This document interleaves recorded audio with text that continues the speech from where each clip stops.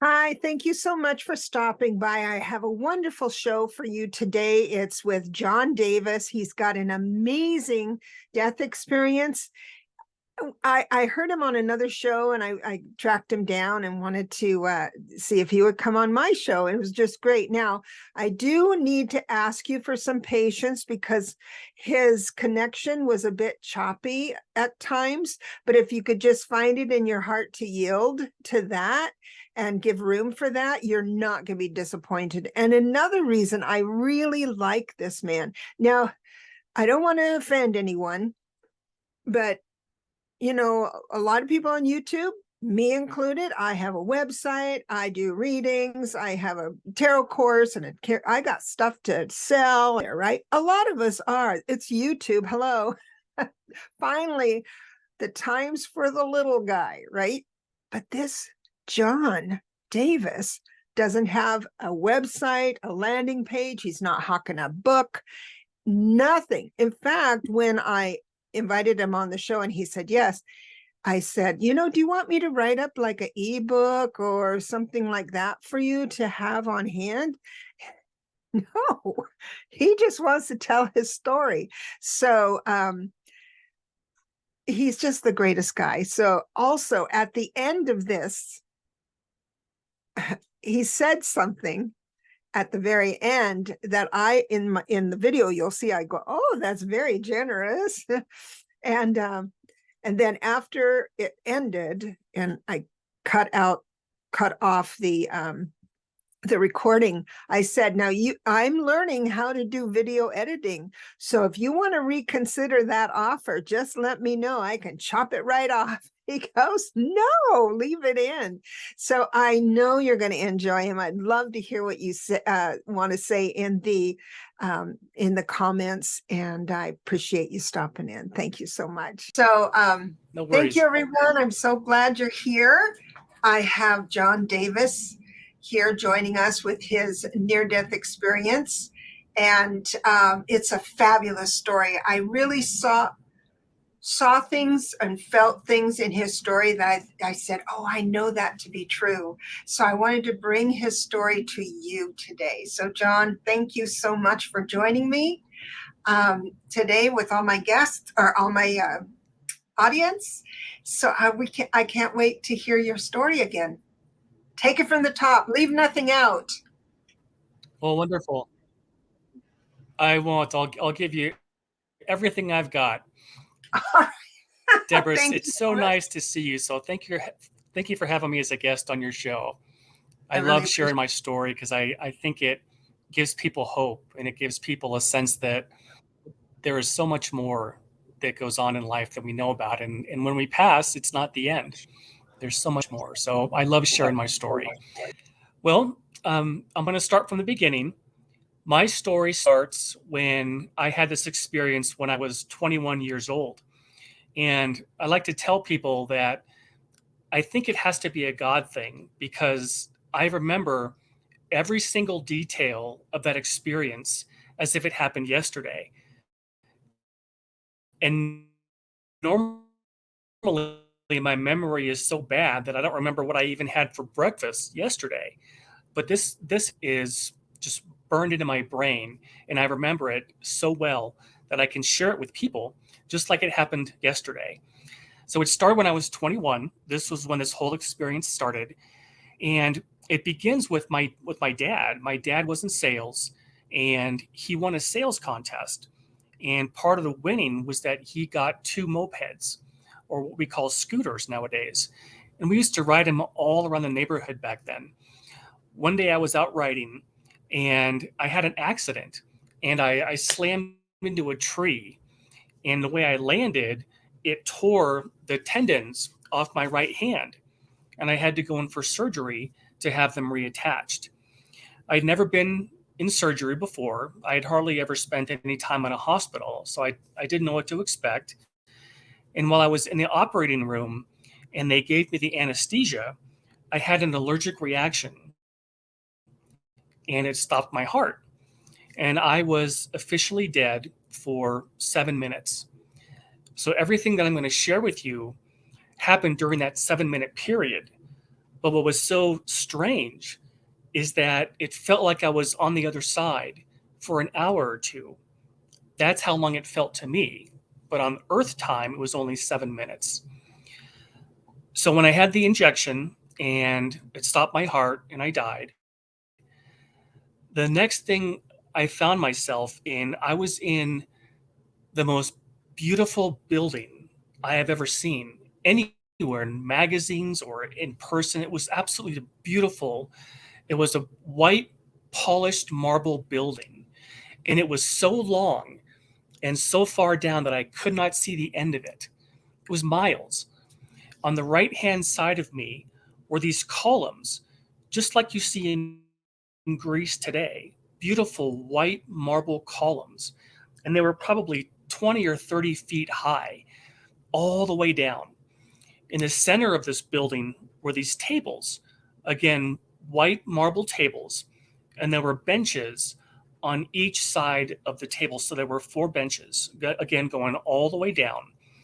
And on the left hand side, where I was standing, all I can say is that they looked like tunnels. They were doorways, and each tunnel corresponded to one of the tables. So the tables were about 6 feet from the tunnel, and these tunnels went all the way down, and they were black. They looked like black doorways, but they were clearly tunnels.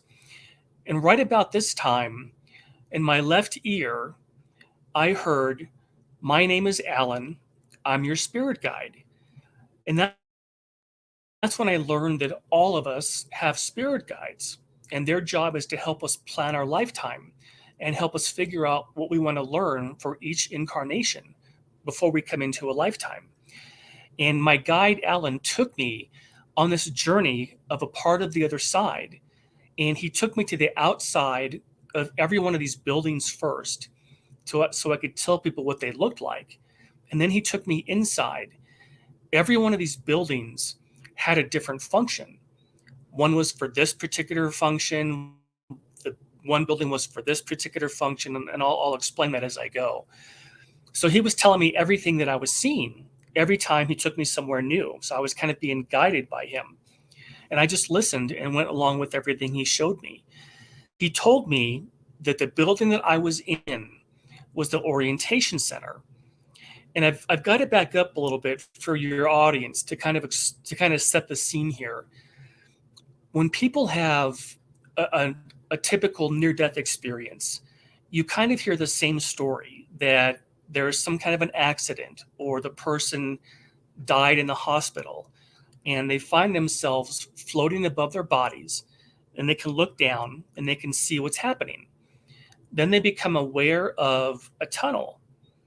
And as they start going down this tunnel, they see a white light at the end.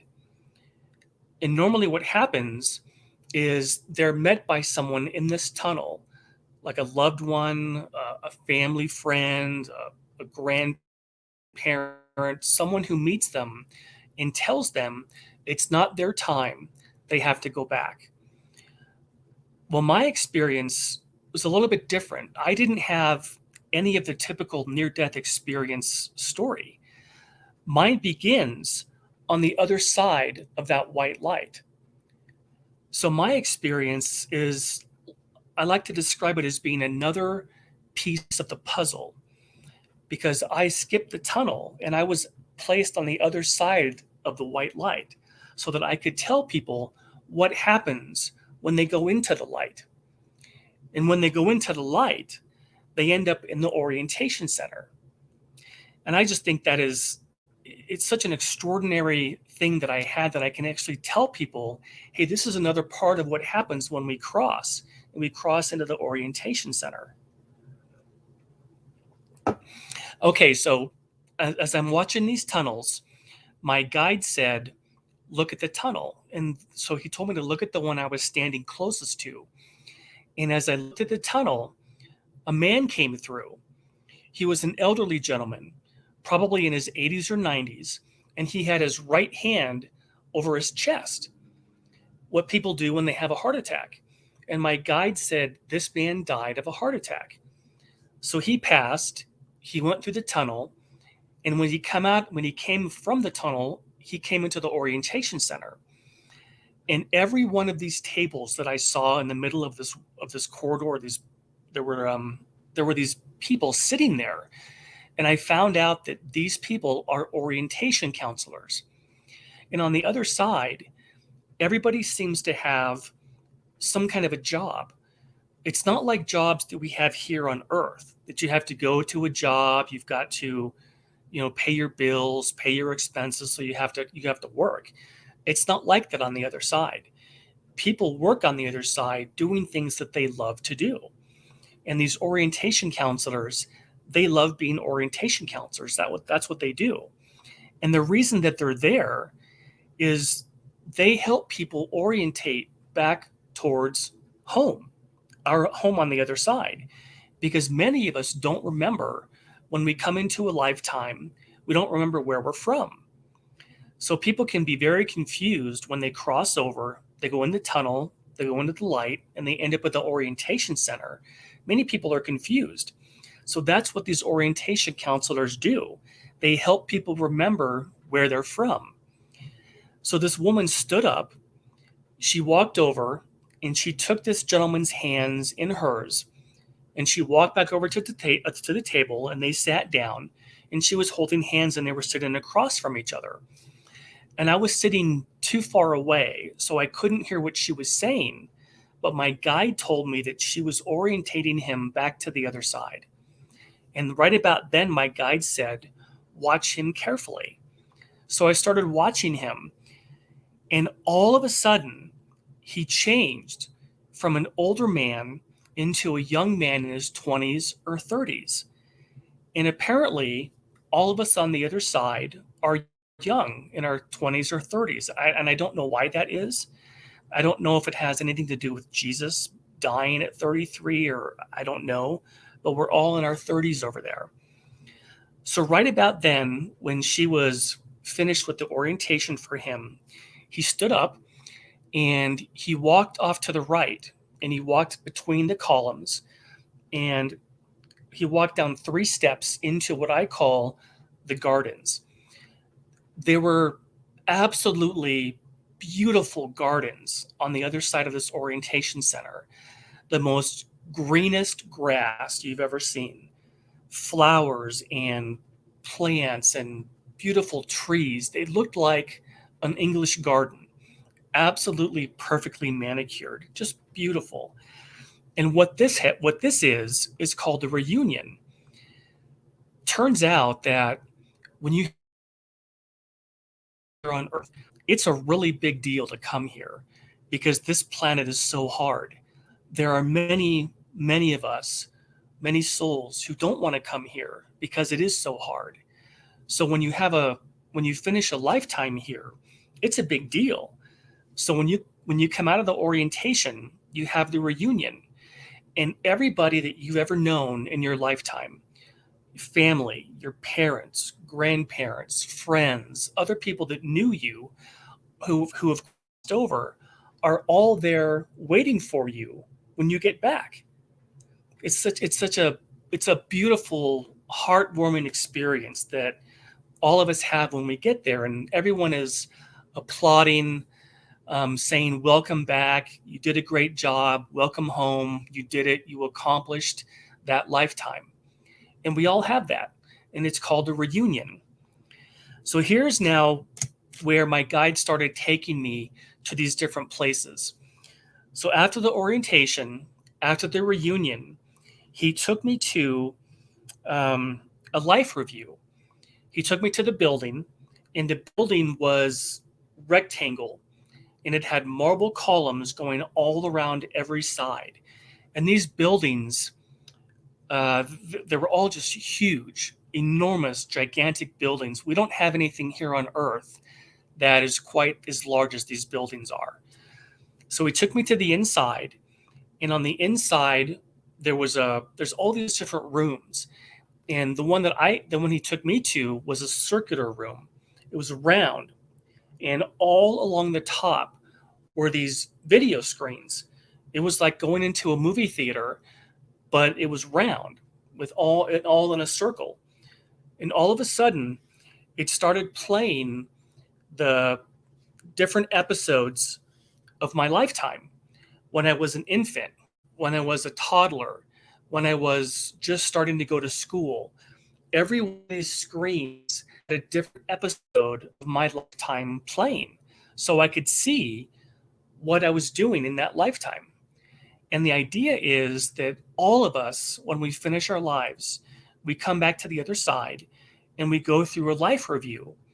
And the reason is we want to find out if we accomplished what we set out to accomplish by coming here. And that's the whole purpose of a life review. So that was the very first building he took me to show me that, when you get back to the other side, there's a way to kind of check yourself to see how you did. And that's called a life review. The next place he took me to was, again, another building with beautiful marble columns on the outside. It was rectangular. And this was the place that we go to if we want to see past lifetimes. Well, I was raised a Catholic, and we never talked about past lifetimes. And I didn't know anything about past lifetimes. I didn't even know if they were really real until I had this experience. Then I knew for a fact, oh my gosh, past lifetimes really are real. So he took me to this building, and this one on the inside looked like a regular movie theater. But instead of having a whole bunch of chairs, there was just one chair. And that was for the person who was in there to look at their past lifetimes. So I sit down, and he starts to show me different lifetimes, and he showed me 3 of them. The first one he showed me was of a monk. I had a shaved head. I was wearing a kind of a red robe or a tunic, and I was in a monastery. And my job in that lifetime was to teach kids about being a monk. So I saw myself working with all these little kids in a monastery. That was the first life. The second life he showed me was of a fisherman. And each one of these lifetimes, I got an impression of where I was in terms of where that life took place geographically. In the first one, as being the monk, I was somewhere in Asia, and I was a monk in that lifetime.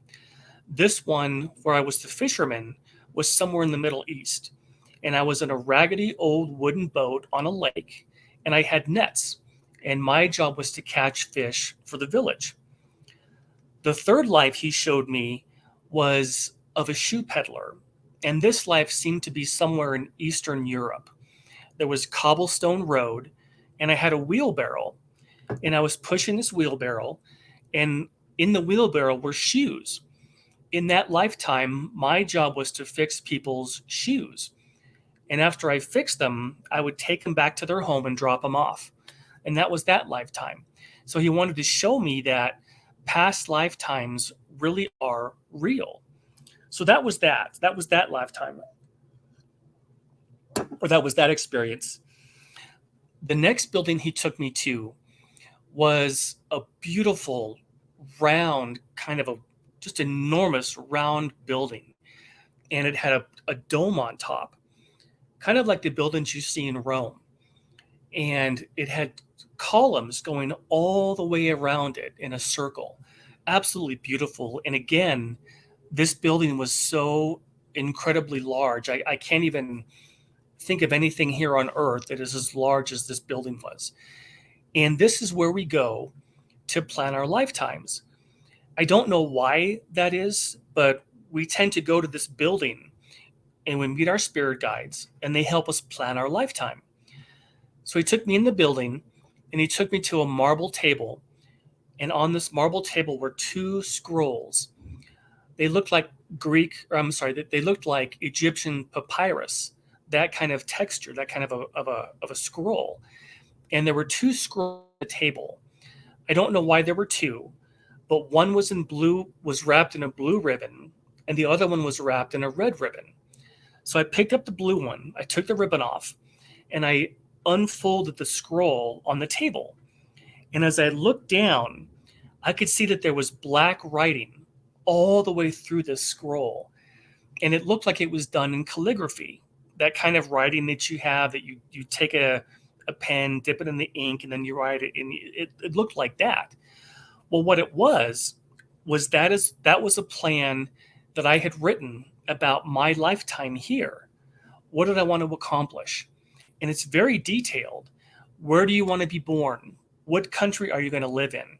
What language are you going to learn? What are you going to do for a living? All of these different ideas are put on this scroll, because when we come into a lifetime, it's not an accident.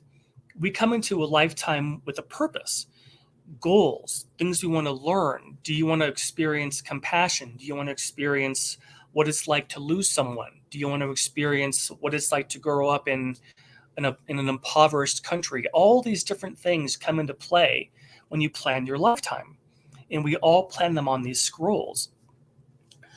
The next thing he took me to in the same building was an area that I can only describe like a huge, enormous library, but all the books look the same. Have you ever? The best way to describe it is they looked like Encyclopedia Britannicas, and they were all kind of a maroon color, kind of a light purple.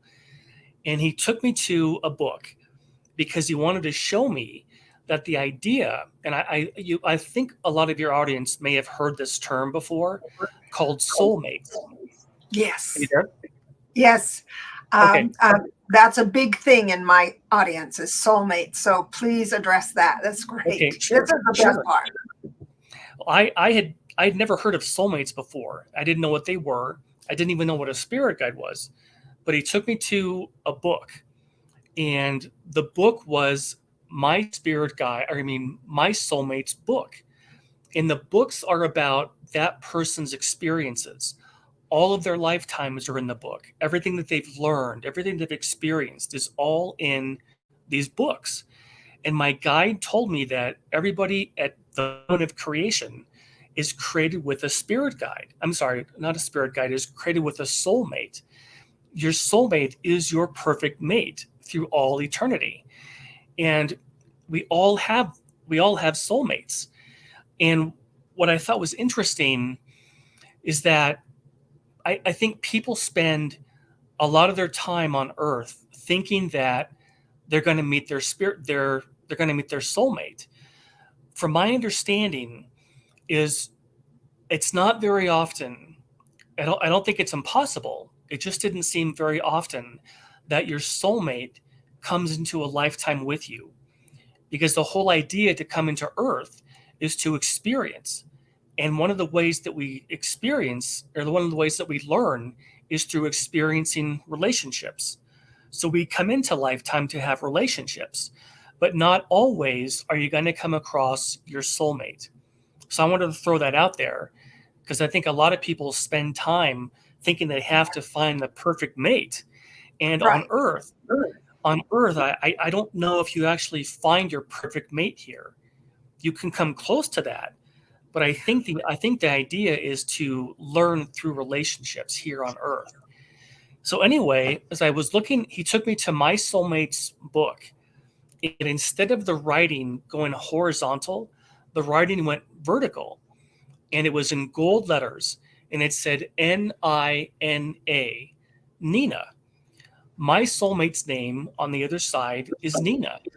And we all have them. We all have soulmates, and we all have these books that have their names on them. I just thought that was so interesting to see that we really do have perfect mates on the other side. They're with us for eternity. And I just don't know if they come into all of our life to have asked my guide if they come into life with us. So that was the building where, I'm sorry. So that was the building where we plan our lifetimes. The next place he took me to, I think, was one of my favorites, that looked like a sports stadium. Again, absolutely enormous. It was in an oval shape, looked like a stadium. And he took me inside, and inside it was empty. I was the only one there with my guide. There were thousands and thousands of seats, and I was standing in the middle of this enormous building. And what I was standing in was a planetarium. I think a lot of your listeners may have seen planetariums or gone to field trips when they were in school. And what they are is it's a way to look up at the ceiling, and they show different planets and solar systems. Well, what on the side was this planetarium. There was a man behind me, and he was kind of the controller. One of his jobs that he'd love to do on the other side was to run the planetarium. And so he said, let's begin. And all the lights went off. It became pitch black. And he said, when you look at the stars, this is what you see. And what he meant by that was people on Earth with our level of development and progress at that time. This is what you see when you look at the stars. And he started showing our solar system: Saturn, Jupiter, Uranus, Neptune, Mars, Earth, all of our planets in our solar system. He showed me on the ceiling. And then it went blank. Then he said, when we look at the stars, meaning everybody on the other side with their level of development, he said, when we look at the stars, this is what we see. And all of a sudden, he started showing me planet after planet after planet. First, there were dozens, then hundreds, then thousands, and then millions and millions of other planets, all different colors. Some were blue like Earth, some were yellow, some were green, some were brown, all these different colors of planets. And there were two reasons, I think, why he showed me this. He wanted me to know that Earth is not the only inhabited planet. There are millions of planets in the universe. And he said to me at that point, he said, there is far more life in the universe than you can possibly imagine. And the second thing he wanted to tell me was that there are other planets besides Earth that we can have lifetimes on. Earth is not the only planet. There are millions and millions of planets. And I want to share with your audience something that I learned just recently. This wasn't from my experience. This was from something I read recently to give people an idea of the size of the universe. I read an article from an astronomer, and she was saying that they believe now, with our current level of knowledge, that just in the Milky Way, just our galaxy alone, there are 100 billion planets. And I can't even comprehend that. I cannot wrap my head around something that is so large, 100 billion. But that's what they estimate to be the number of planets just in the Milky Way. And then she went on to say that if we had a spaceship that could travel in space at the speed of light, she said it would take that ship 99,000 years just to get from the one end of our galaxy to the other, just of the Milky Way. So try to imagine how many galaxies are really out there and how big they are. And it makes, gosh, there must be billions and billions of planets in the galaxy. Mhm.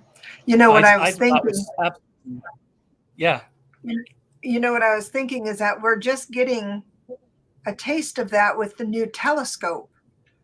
the The James telescope, Webb. yeah, Yep. right. And I've been looking at, obviously my background is this is Polaris, by the way, but it's just amazing. And I have one question about the planetarium. So you were in an audience type. It wasn't like you were flying through space with looking down with no floor, right? You were observing. Correct. Okay, so that's Yes. I'm comforted by Yep. that, because some of the near-death experiences, I found myself floating in space. I thought, oh, I'd be scared to death.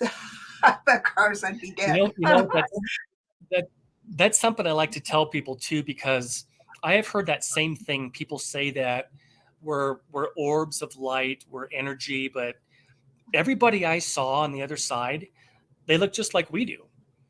They have bodies, they have form. Everyone is different. I mean, it's like when I was in that building, the one that we plan our lifetimes in, I looked Mhm. over to my left and there was this huge window that showed the outside, and there was a walkway and people were walking back and forth. It was really busy. There were a lot of people walking back and forth, and I noticed that they looked just like we do. Everyone was wearing different clothing. Everybody had their hair was different. They're just like we have here. Everybody was different clothes and the same thing we have here.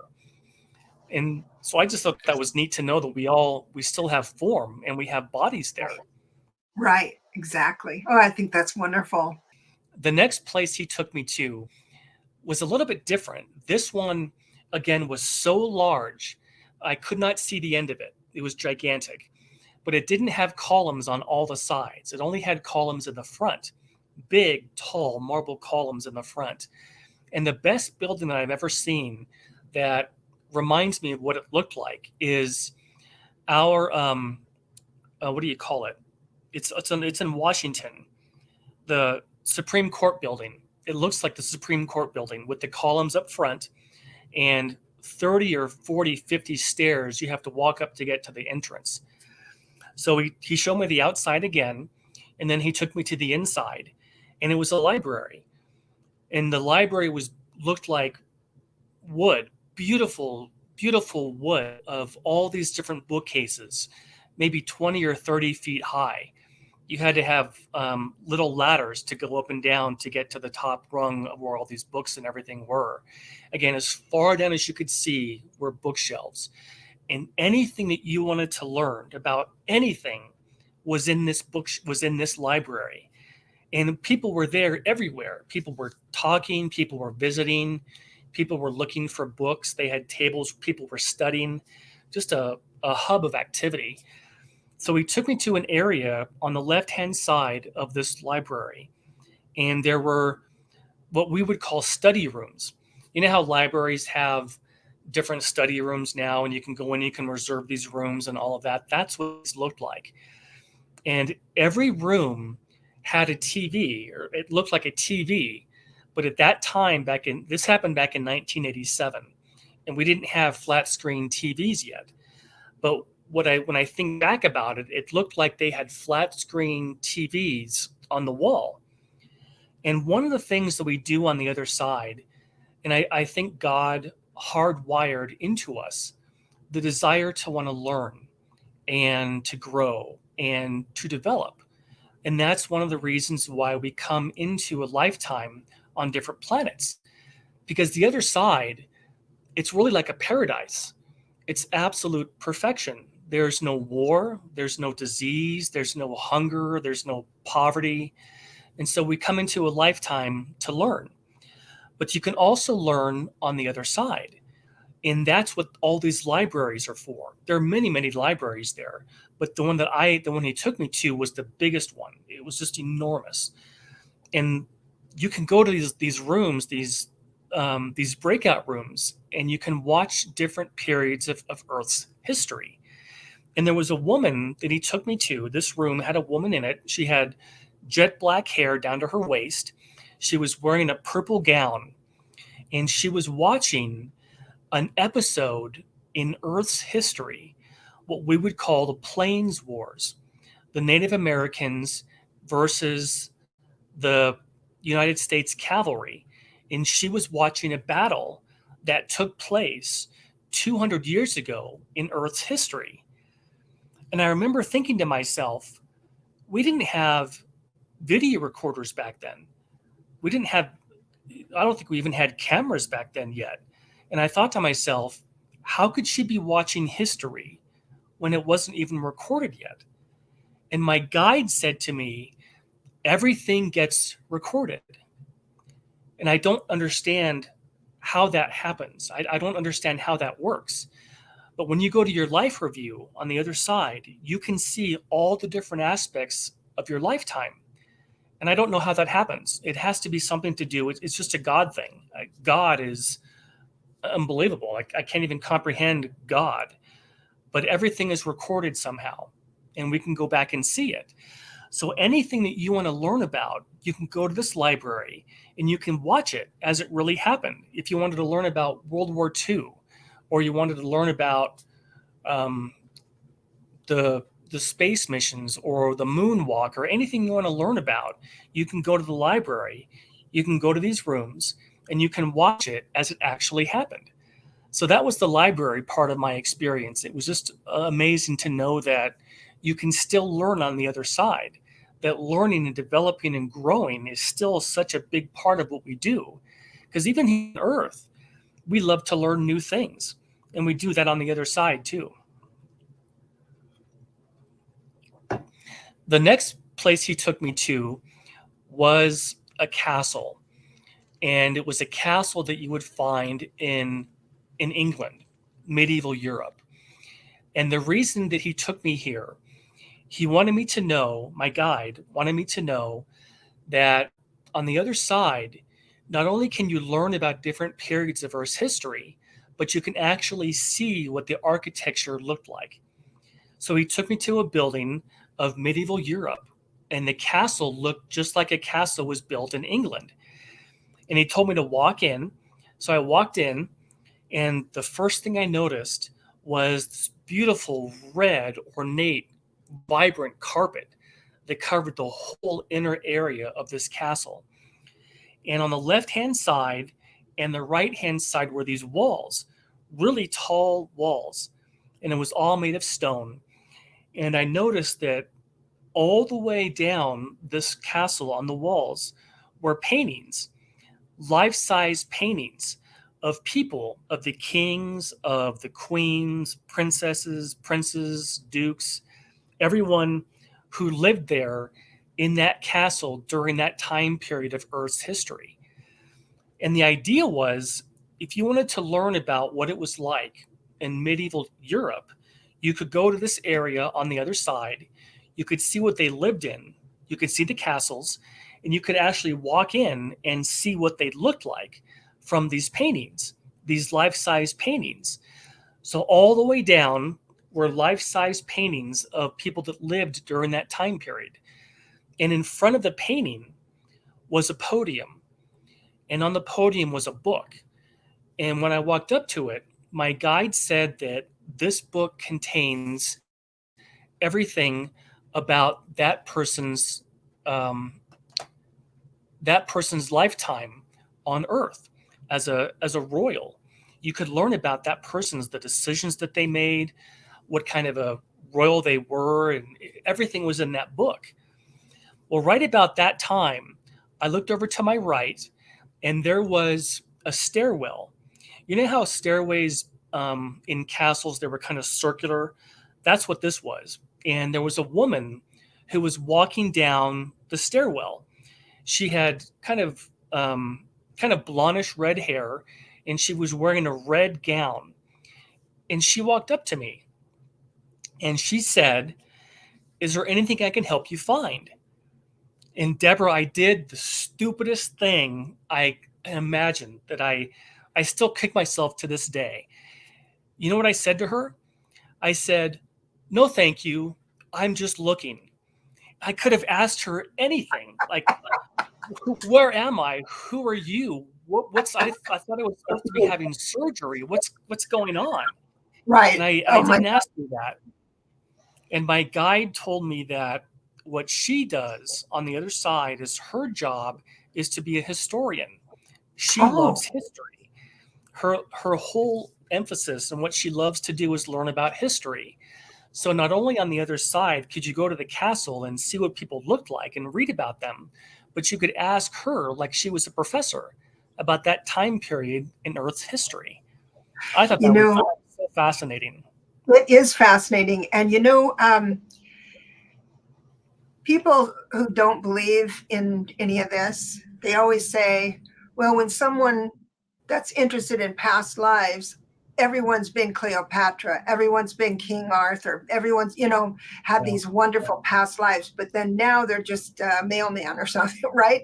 And it doesn't Yep. compute. But I can really understand if you're so immersed into someone else's life and you're able to witness how they thought, it could be a part of you, to where you bring that information, that history, those lessons in with you when you incarnate. Sure. I bet you that's why that's a Yeah. fascinating step.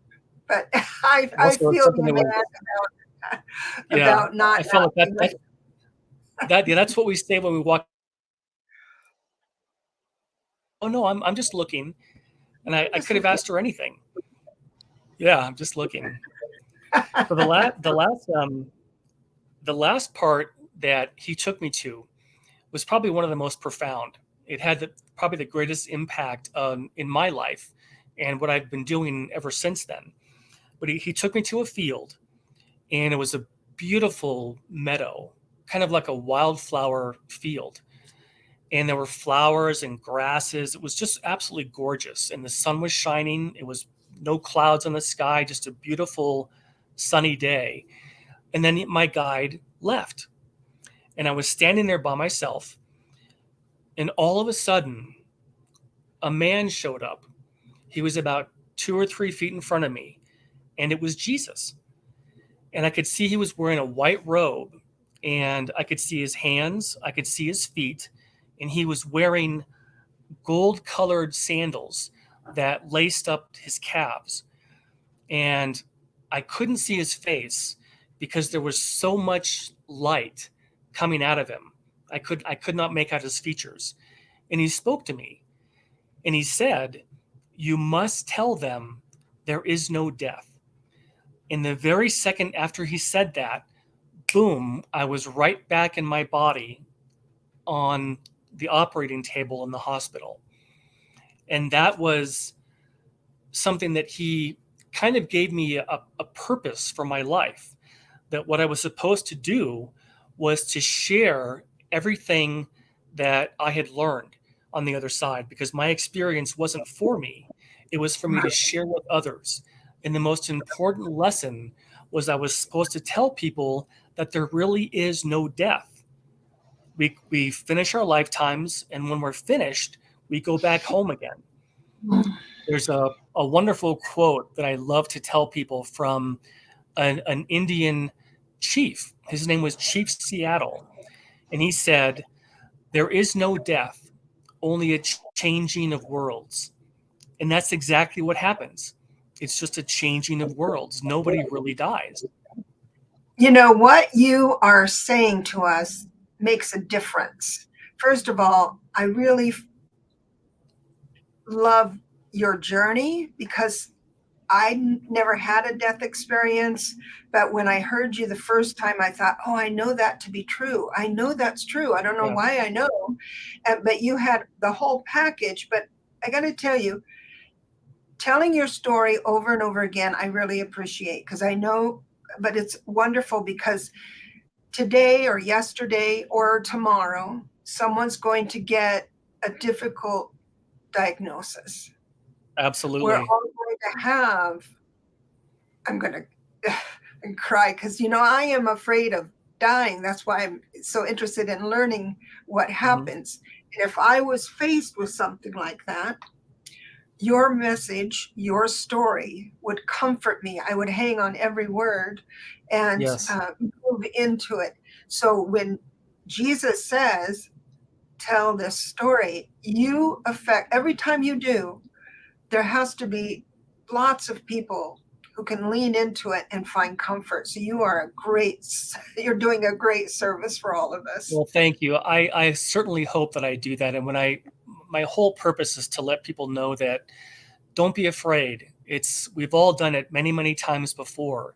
And leaving your body it's almost like stepping out of an old car or taking off a jacket. That's how easy it is. And before you know it, you're back home again. Oh, And you that's bring wonderful. all those memories with you, and your lifetime becomes a memory. But everything all the people that you've loved, everything that you've learned, everything that you have become in that lifetime comes with you back to the other side. And you have new learning, new experiences, and you become more. And that's why we came into life. But I think the biggest thing that I just love to share my story because it is one of hope. It gives people hope that there is a reason for all of this. Everything happens for a reason, and that nobody really dies. We don't really lose anyone.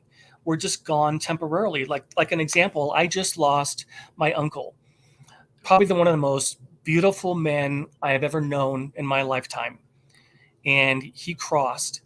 And I remember being sad at the same time. He's young again.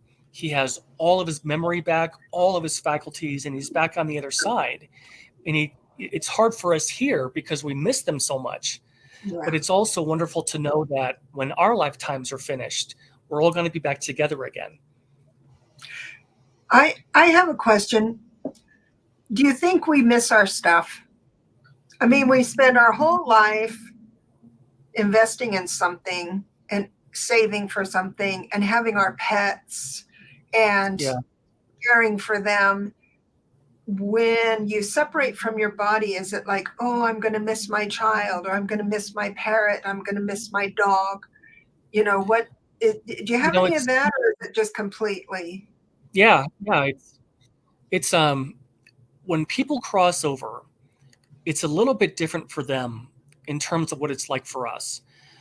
On the other side, and I don't know how this works. I can't explain it because I don't get it, but there's no time over there. So when people cross over, when they get back, they realize that the people that I left behind me, I'm going to see them in a short period of time because a lifetime for them is like a month. So when my uncle crossed over, he had 6 girls, 6 daughters in his life. So when he crosses over, he thinks to himself, okay, I'm going to miss my girls, but they're going to be back with me in about a month. So they don't grieve the Oh, same way that we do. oh, When we that lose makes somebody, sense. we spend, yeah, we Yeah. spend our lifetime missing them. We miss them. But for them, it's just different because it's Mm. the grief period isn't the same. What about So pets? it's Do you it's do you fascinating. have Yeah, do you have pets on the other Yes. side? Do you Uh, get to see what? yes. Good. God Tell us is about so that. good that, yeah, God is so gloriously good that he created companions for us that we call animals. And they survive and they make the transition just like we do.